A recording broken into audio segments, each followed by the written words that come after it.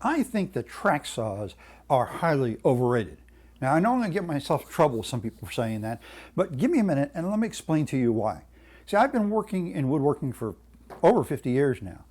And in all that time, I didn't have a track saw. Actually, it's only been the last year that I've had a track saw. It's only been the last few years that they've even been available.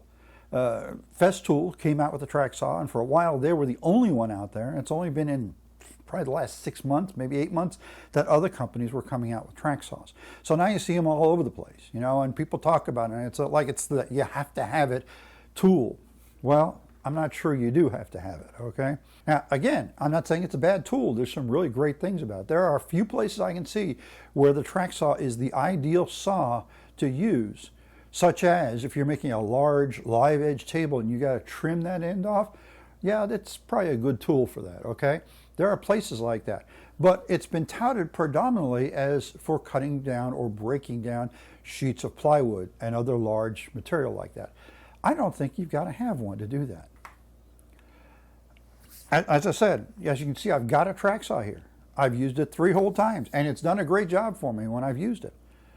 But it gets nowhere near the use as much use as my table saw or my radial arm saw. Most of the time, it just collects dust. I had to dust it off pretty good just to be able to do this video. Is there any time when I used it where I absolutely needed this tool? Not yet. That day may come, but not yet. But I see other people using track saws in places where a table saw, a radial arm saw, even a circular saw on a straight edge will do the job. Do they really need a track saw? Well, my opinion is no. Again, if you're doing that live edge table and you're trying to get that end cleaned up, yeah, I can see where it's really the best tool for it. No question in my mind. But that's a lot of money to invest in a tool if you're not going to be using it regularly. And that's the real question. Okay, well, you know, of course, when they first came out, it was Festool and Festool alone, and they were like $1,000 or $1,100, somewhere in that range. Festool seems to like that number. And for a while, that was all you could get. That was the only thing out there. Well, other companies have come out now, and there are track saws you can buy for $300. Do they stack up with a Festool? Probably not. But you know, this Kreg right here is an excellent tool. I was highly impressed with it when I got it. I did a review on it. I think it's a quality tool. I think it's well made, and I think it does a great job. It's just not a job I need all the time. Now, when would I need it? If I was running a small cabinet shop or even just hobbyist, just most of what I was doing was building cabinetry, and I didn't have a table saw designed for cabinetry. You know, they call them a cabinet saw. It's a massive table saw with extensions and outfitted tables, and you better have a big workshop if you have one of those. If I didn't have one of those, yes, absolutely, the track saw would be the way to go. No question in my mind. Actually, specifically this track saw, because this mounts to a table. It's an entire system that works really, really well when you've got to break down large pieces. You've got to make repetitive cuts. There's a lot of things that this particular saw will do because it works with that table. Okay, I've even managed to do compound miter cuts, like for the exterior corners of crown molding. So there's a lot you can do with it. Again, that's not something I do, okay? So are you going to get your money's worth? That's the real question. For me, no, I don't think I would get my money's worth out of it. Not with the type of work I do. For others, yeah, I'll give them that. They probably would. So the track saw itself can't be, or the saw part can't be used without the track. You know, I can take my circular saw and I can use it to cut off 2x4s if I'm framing a room. I can't do that with the track saw because I can't see where the blade is. It's shrouded. And there's no notch in the front to tell me there's where you're lining up to make your cut. It is limited to working with the track. So that really cuts down its overall utility in my mind. You know, it's not like I'm replacing this with this. It's like I got to have, if I'm going to have a track saw, I've got to have both. That bothers me a little bit. Okay?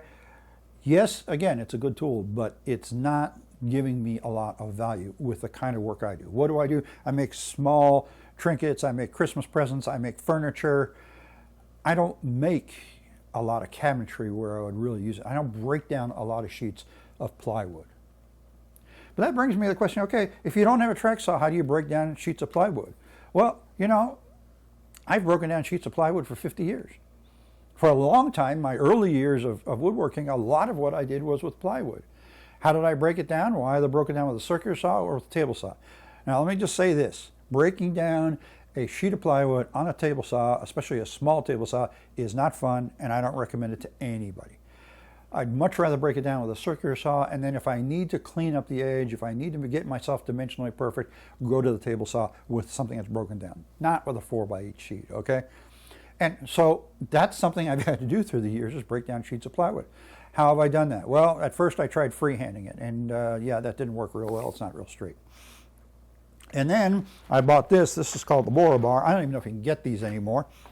And the borer bar is a straight edge that's got a clamp that allows you to clamp to a table or clamp to that sheet of plywood and use as a straight edge for your standard circular saw. Works really good. It's a pain to work with, though. It's a pain, but it does the job. For years, that was what I used. Right now, it collects dust. And then when track saws first started coming out, people get this idea of making their own track saws with just a couple pieces of wood. And I made one, and you know, it works really great, just as long as you make it big enough and you can get your clamps in some place so that your saw can go by it. Great little tool. I really like that. That's a great way of doing it.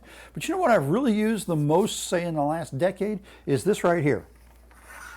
This is called the Kreg Rip-Cut, and it's a circular saw jig. Now, the circular saw isn't part of it. The circular saw attaches to it. What this does is give me a way of doing a straight cut,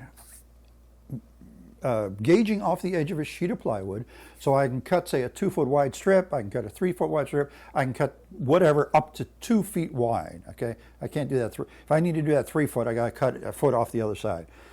It's accurate, it's easy to use, it doesn't take up a lot of room, I can hang here in my workshop without taking up a lot of space. It actually hangs on the end of one of my workbenches, and it does what I need it to do. Do you need a track saw? Again, it depends on what you're doing, but to me, they're highly overrated.